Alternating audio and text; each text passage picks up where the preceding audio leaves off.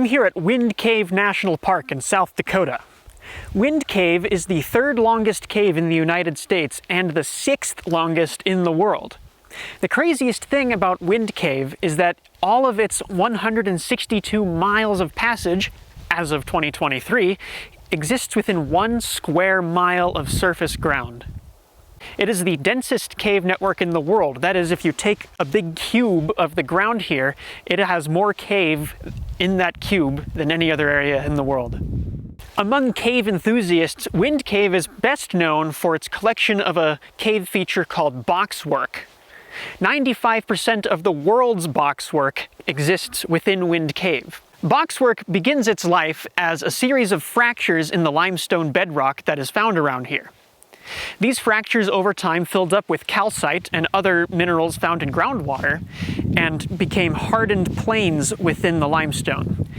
As Wind Cave slowly formed and was dissolved out of the limestone, these harder planes of boxwork protrude out from the walls.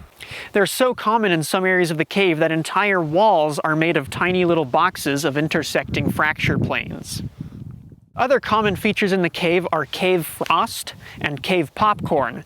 Cave frost is a tiny surface covering of very small aragonite crystals. Now, aragonite is the same thing as calcite, just with a slightly different crystal structure, which results from being formed at different temperatures.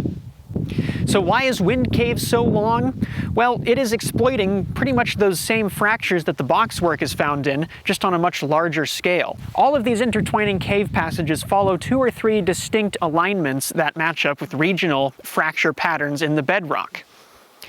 The proximity and density of these fractures are what allowed Wind Cave to dissolve so much material.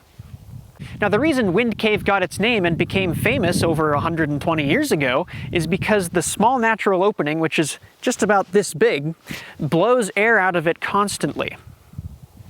There is about a 9-mile-per-hour steady wind blowing out of this hole in the ground, and the result of that is we can measure the volume of air coming out of the cave and estimate the volume of cave.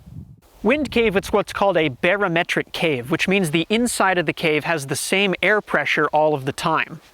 As the air pressure changes outside with weather systems and different seasons of the year, that amount of air that flows in and out of these small holes that form the natural entrance allows us to estimate the volume of the cave.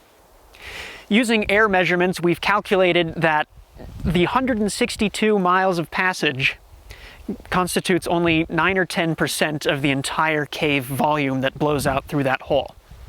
So much of Wind Cave remains undiscovered. Even though we've mapped a huge amount of cave, we've still only mapped a small percentage of it. It is entirely possible that Wind Cave is one of the longest in the world, even higher above where it stands now.